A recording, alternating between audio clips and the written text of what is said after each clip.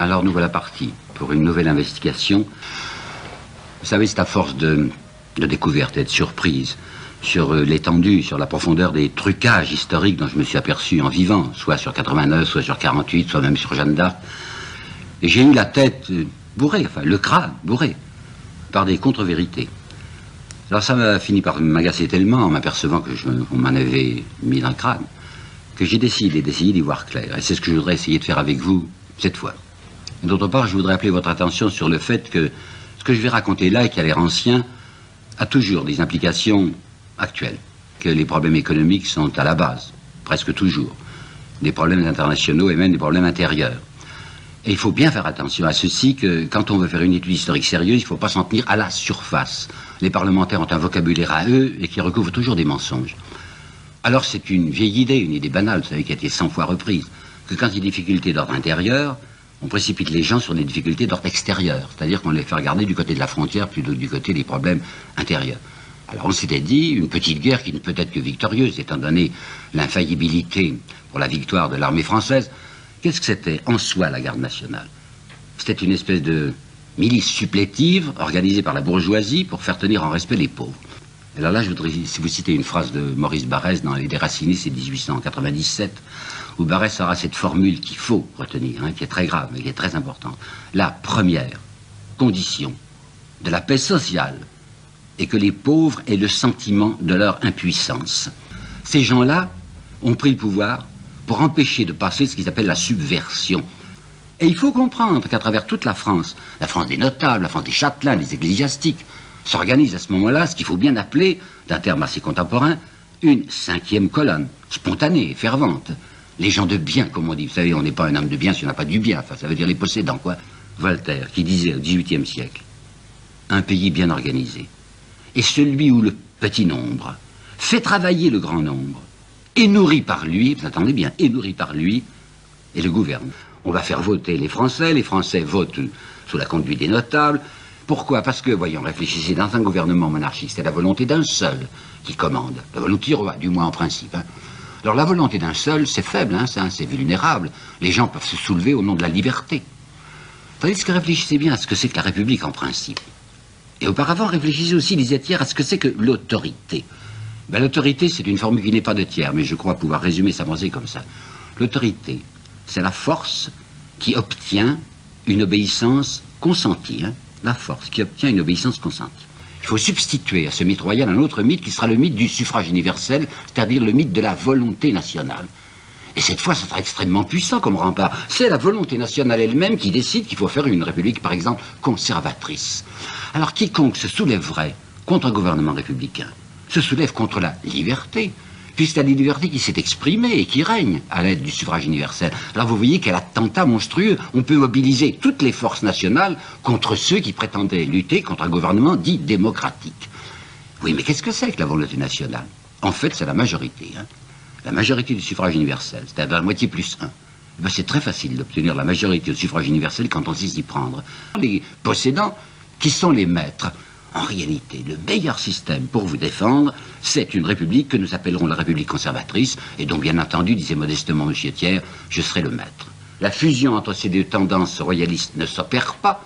Je vais me glisser entre les deux, et je vais essayer de développer mon centre-gauche de telle manière que nous obtenions la majorité, qu'on ne nous parle plus de restauration monarchique, et qu'on fasse une France républicaine, entre guillemets, avec moi à la tête.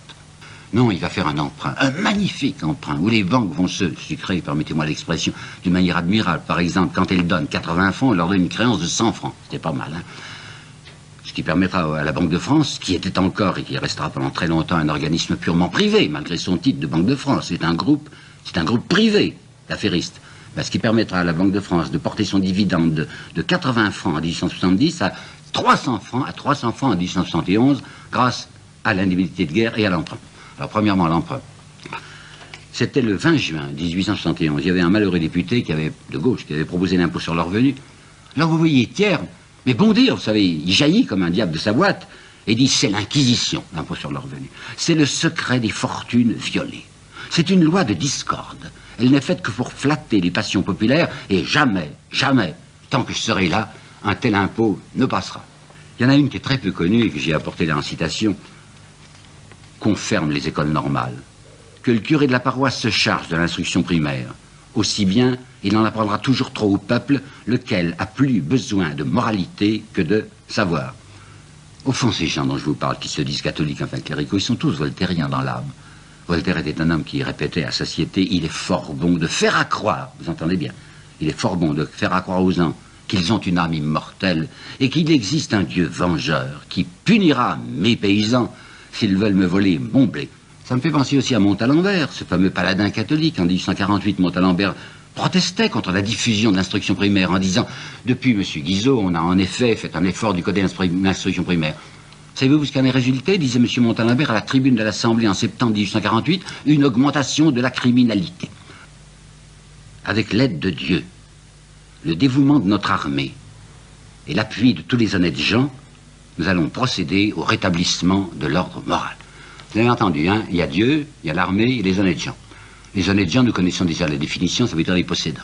Alors vous avez Dieu, l'armée, les possédants, ça veut dire le sabre, le goupillon et le coffre-fort. C'est ça, le gouvernement de l'ordre moral. C'est le gouvernement qui va nommer même au-dessous de 1000 habitants. Il nommera tous les maires pour bien les avoir entre les mains.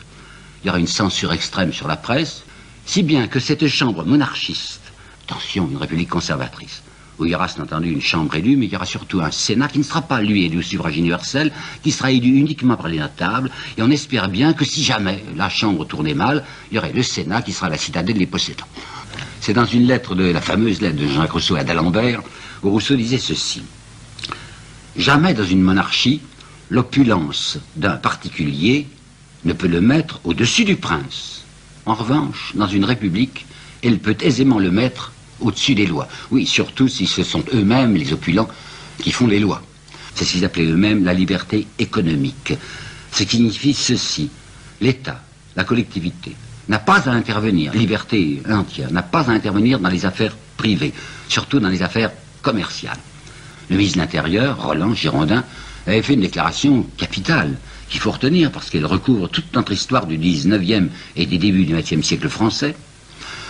Tout ce que le pouvoir, tout ce que l'État peut décider en matière économique, c'est qu'il n'interviendra jamais.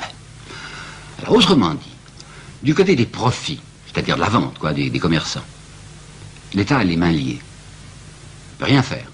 Mais ces mêmes commerçants et ces mêmes industriels se tournent du côté de l'État pour lui demander des avantages. Alors d'un côté, vous avez l'État qui est répudié comme inconvenant, enfin qui ne se mêle pas de nos affaires, mais d'autre part, le même État, c'est-à-dire la collectivité, est au contraire l'objet de sollicitations permanentes afin d'avoir de l'argent. Alors je répéterai donc, l'État a les mains liées du côté du peuple, du côté du grand nombre, mais il a eu les mains ouvertes du côté du petit nombre. Et lui, Lamartine avait dit, qu'est-ce que c'est que la liberté économique? C'est la liberté pour le commerçant et pour le riche de s'enrichir indéfiniment. Et c'est la liberté pour le pauvre de mourir de faim s'il ne veut pas faire autrement. Eh bien, à partir de 1879, ce sont ces affairistes-là, ces libéraux-là, qui vont être au pouvoir en France, et ils vont l'être, vous savez, pour des décennies. Hein. Leur république, c'est la république des riches, dirigée par les riches et au bénéfice des riches. Ces gens du centre-gauche gouvernent non seulement la France, oui, ils la tiennent entre leurs mains, c'est des républicains pour rire, mais ils gouvernent aussi les hautes sphères intellectuelles. Ils entrent à l'académie, l'académie se recrute principalement dans le centre-gauche, et ils ont leur académie à eux. On a créé une académie, un institut, comme on dit, des sciences morales et politiques. Et ils ont leur école. Aujourd'hui, elle a un peu changé. Mais à cette époque, l'école qu'ils avaient créée à Paris, une école libre, qui s'appelle l'école des sciences politiques, ce qu'on appellera plus vulgairement l'école des sciences po, c'est une création du centre-gauche. C'est pour la préparation de jeunes bourgeois intelligents et qui se destinent en particulier à la diplomatie et qui sont formés selon ces bons principes.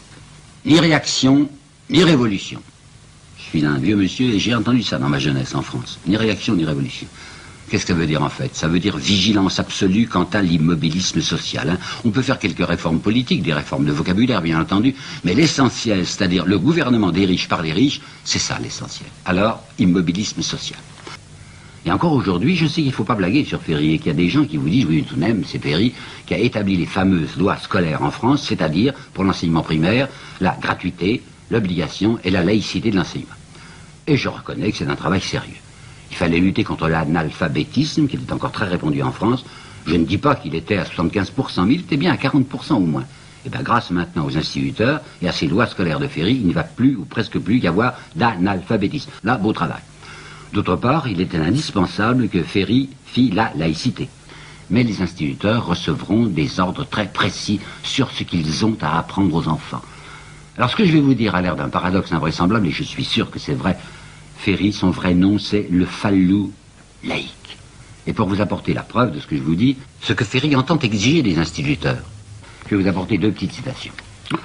Voici une qui est tirée d'une petite histoire, petites histoires au pluriel, pour apprendre la vie, qui est un manuel qui est répandu dans toutes les écoles primaires et qu'on doit faire apprendre aux enfants. Il est signé Pierre Laloy, c'est un pseudonyme. En réalité, c'est Ernest Lavis, qui fera une grande carrière d'historien, qui finira couvert de prébendes et académicien. Et il met en scène là un vieux savetier. Il s'adresse à son petit-fils, je crois, un jeunot, qui est tenté par le socialisme. Et il lui dit, ce qu'il faut surtout recommander à l'ouvrier, c'est l'ordre, c'est l'économie. Par là, on s'élève. Ah, pas tout d'un coup, bien entendu. Mon père n'avait rien, j'ai quelque chose. Mes enfants, s'ils font comme moi, doubleront l'argent que je leur laisserai. Et mes petits-enfants seront des messieurs. C'est ainsi qu'on s'élève dans la société. Vous avez compris le jeu, hein? Autrefois, on leur disait paradis à la fin de vos jours. Maintenant, on leur dit si vous êtes bien sage et bien docile et bien obéissant, eh bien, vous accéderez à cet autre paradis, un peu plus concret, qu'est le paradis bourgeois. Ferry est un homme qui ne cesse de répéter, faites des économies aux ouvriers. Parce que vous savez, le capital, c'est du travail accumulé. Et un humoriste, enfin d'humour noir, dira à ce moment-là, oui, c'est entendu, ce travail accumulé, seulement comme on ne peut pas tout faire, il y en a les uns qui travaillent, puis les autres qui accumulent. Écoutez le deuxième texte. Le deuxième texte, c'est les instructions de Pécaud. Pécaud, c'est un inspecteur général qui travaille au ministère. Instructions au président de l'association des instituteurs de la Seine. Ce qu'il faut que vous appreniez avant tout aux enfants du peuple, c'est la tempérance, la sobriété, l'économie rigoureuse, la privation obstinée des commodités de la vie et des plaisirs. Je crois que c'est clair, hein. Ce qu'il veut, c'est un dressage. Ce sont des instituteurs qui seront des prolétaires en veston, car ils sont très mal payés, des prolétaires en veston qui seront préposés au dressage des prolétaires en blouse. Péguy les appellera les hussards noirs de la République. Et il y a eu des générations d'instituteurs très mal payés, pleins de dévouement, parce qu'ils pensaient à une République avec majuscule sans se douter de ce qu'on leur faisait faire. Et c'est aussi Ferry, enfin le gouvernement des opportunistes, comme on disait, qui va décider, à l'applaudissement et à la satisfaction du patronat, la suppression du repos hebdomadaire, parce que le repos du dimanche a, comme vous le savez, une fâcheuse odeur religieuse. Et cependant, maintenant que Ferry fait sa politique scolaire, dont je vous ai expliqué l'autre jour l'arrière-pensée, le voilà qu'il va pratiquer dans les écoles du chauvinisme. De même qu'il a remplacé le curé à cause de son audience faiblissante, de même qu'il a remplacé le curé par l'instituteur, de même il va remplacer la religion décroissante par une nouvelle religion qu'on appellera aux enfants, qu'on apprendra aux enfants, et que lui-même a appelé, lui Ferry, la religion de la patrie. Le même Ferry, qui voulait que les enfants soient élevés dans ce culte de la revanche, dans ce qu'il appelait lui-même, je vous le répète, la religion de la patrie, ce même Ferry était quelqu'un qui voulait surtout n'avoir pas de problème avec l'Allemagne, qu'on s'entende en douce. Hein. On tournera les esprits des enfants du côté de la fameuse ligne bleue des Vosges pour les empêcher de penser à autre chose, c'est-à-dire à la condition réelle de leur famille et à l'iniquité sociale, mais en fait, la politique de Ferry, la politique étrangère de Ferry, est une politique d'entente, et je ne le blâme certainement pas, je ne l'en blâme pas, une politique d'entente avec l'Allemagne. Mais regardons bien ce qu'il va faire du point de vue colonial. Et là, je voudrais appeler votre attention sur un texte de lui trop peu connu, qui est un très grand discours qu'il a prononcé le 28 juillet 1885. Les colonies sont, pour les pays riches, un placement de capitaux des plus avantageux. Il va même recourir à une citation anglaise, enfin de l'économiste Stuart Mill, une des meilleures affaires auxquelles les pays riches, puissent se livrer. La question coloniale, déclare Ferry, c'est d'abord la question même des débouchés. La politique coloniale est fille de la politique industrielle. L'Europe peut être considérée comme une maison de commerce qui voit décroître son chiffre d'affaires, car la consommation européenne est saturée. Il faut faire surgir de nouvelles couches de consommateurs. Et la phrase qui suit est bien importante, la paix sociale est une question de débouché. Renan, c'est un ami de Jules Ferry, et Renan, en 1871, lorsqu'il avait écrit sa réforme intellectuelle et morale peu de temps après la Commune, il avait publié ça à l'automne 71, avait écrit la petite phrase que voici, qui est à l'intérieur du texte, il ne l'a pas enrobée, mais elle est là. Un pays qui ne colonise pas est infailliblement voué au socialisme.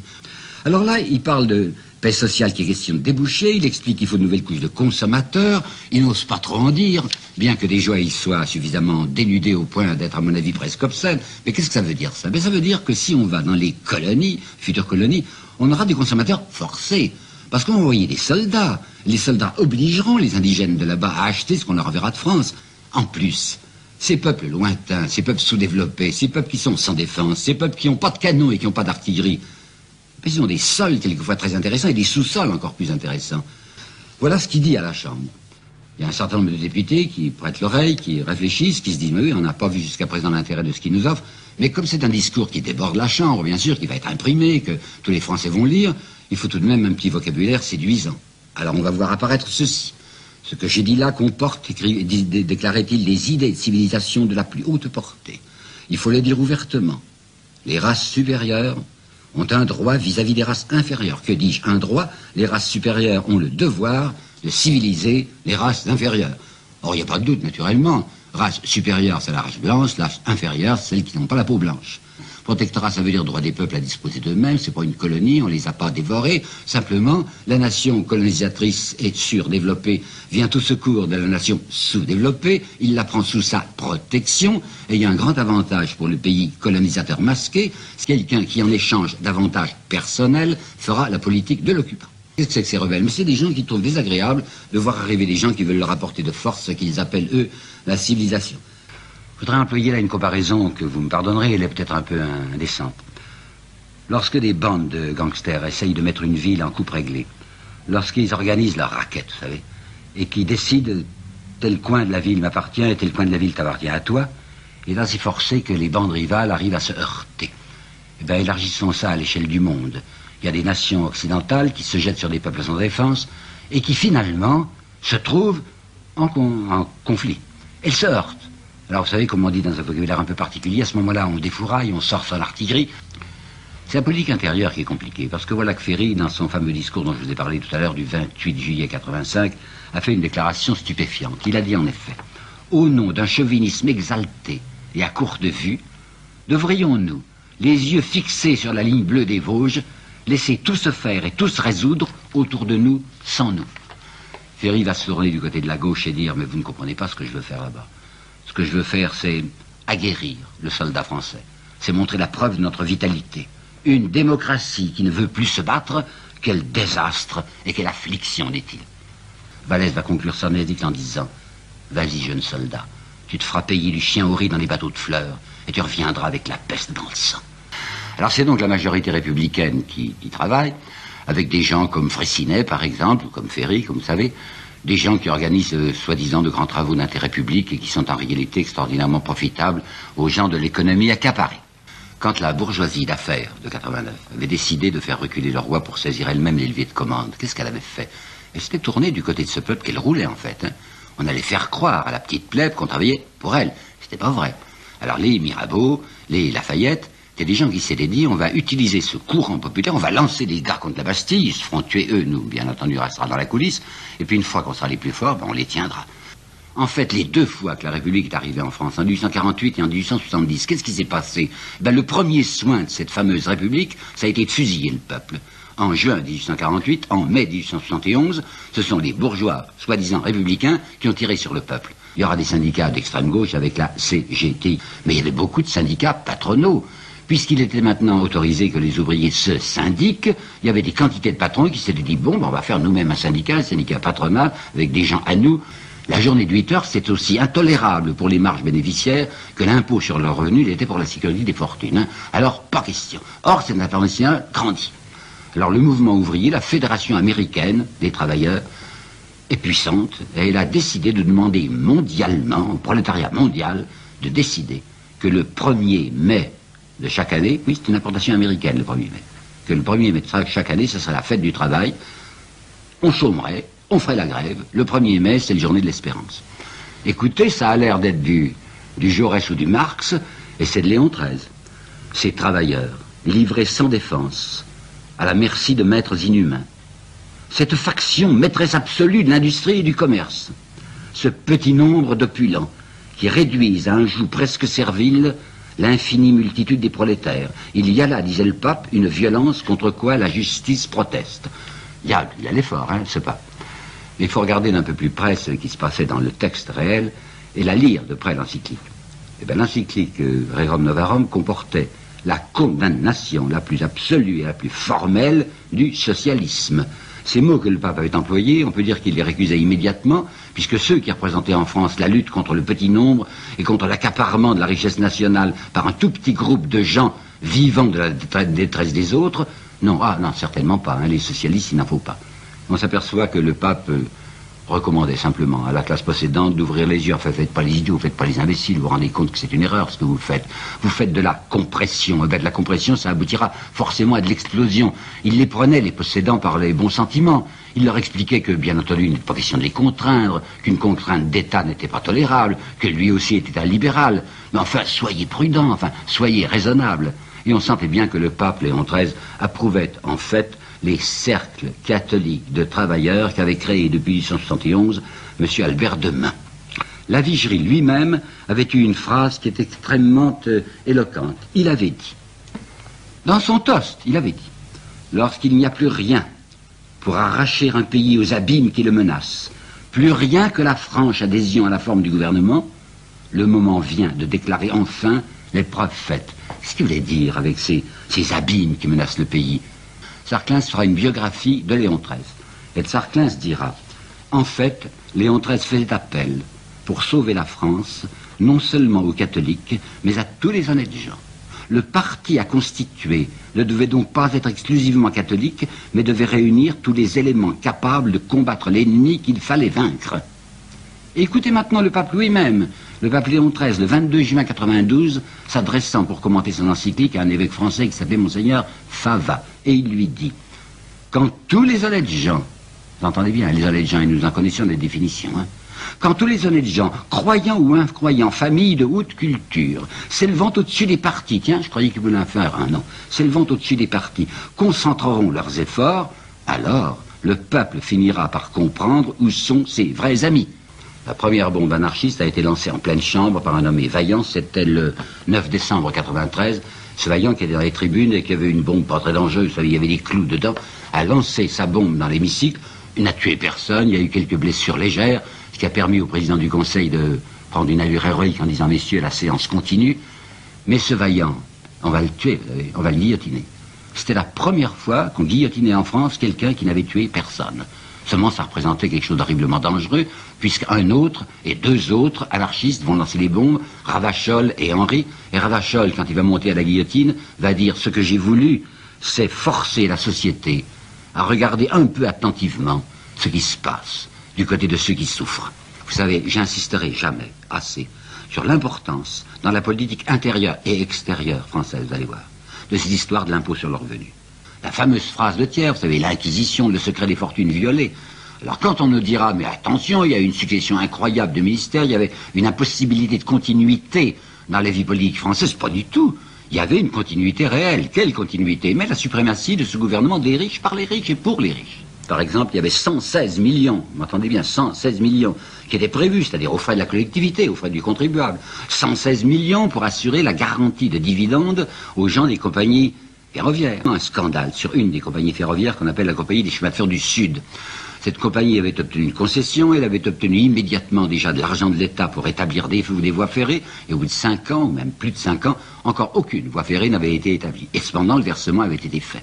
Alors ça fait tout de même un scandale. On demande la constitution d'une commission parlementaire d'enquête. Cette commission parlementaire d'enquête est présidée par quelqu'un d'intelligent qui va couvrir les gens du chemin de fer du Sud. Il n'y aura pas de poursuite. Ce sera ministre de la Justice, c'est pas mal, c'est assez jovial, ministre de la Justice dans le cabinet suivant. Et là, il est peut-être utile que je vous rappelle comment la Banque de France a été créée. Ça a été créé en 1800 grâce à Bonaparte. Quand Bonaparte avait voulu faire son coup d'état de Brumaire, il lui fallait de l'argent, il y avait un groupe financier qui s'est constitué, je répète bien, un groupe financier qui était purement privé. Ce groupe financier avait aidé Bonaparte à faire son coup, alors dès qu'il a obtenu ce qu'il voulait, dès qu'il est devenu le dictateur et le maître tout-puissant de la France, le groupe financier est venu lui présenter sa note.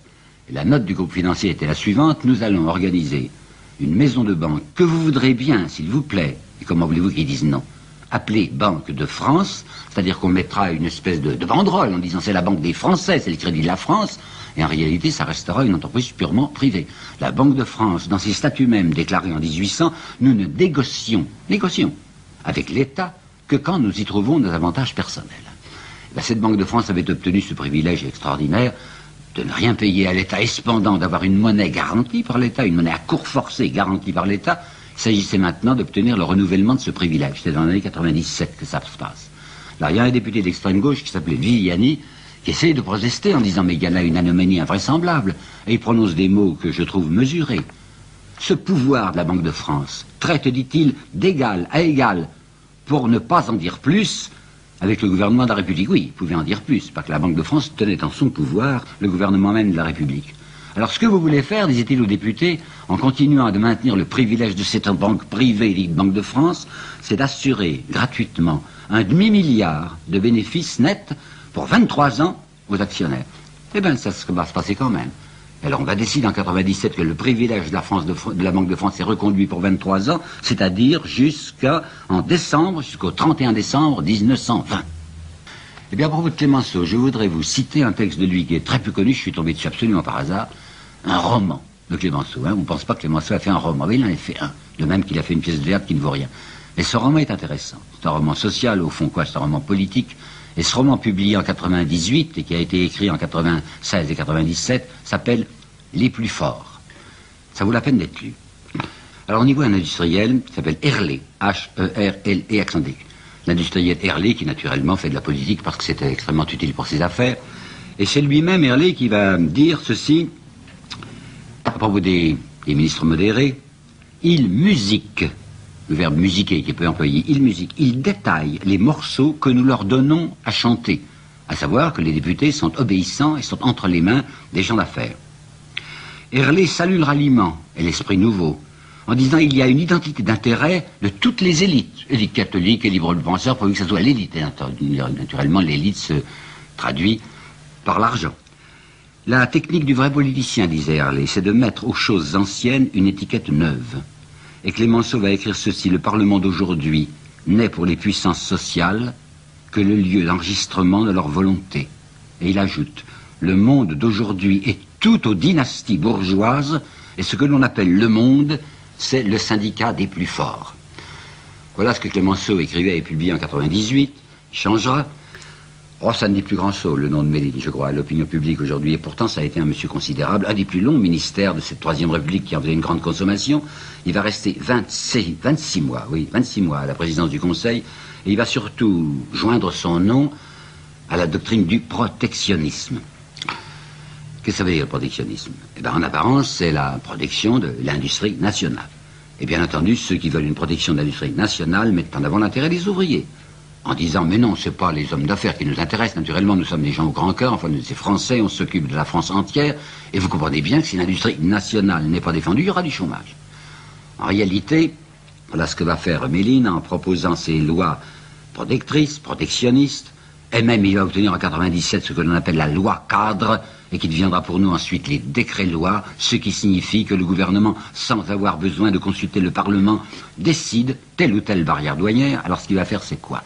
Il va en effet mettre des barrières douanières, il va augmenter les droits à payer pour les produits étrangers.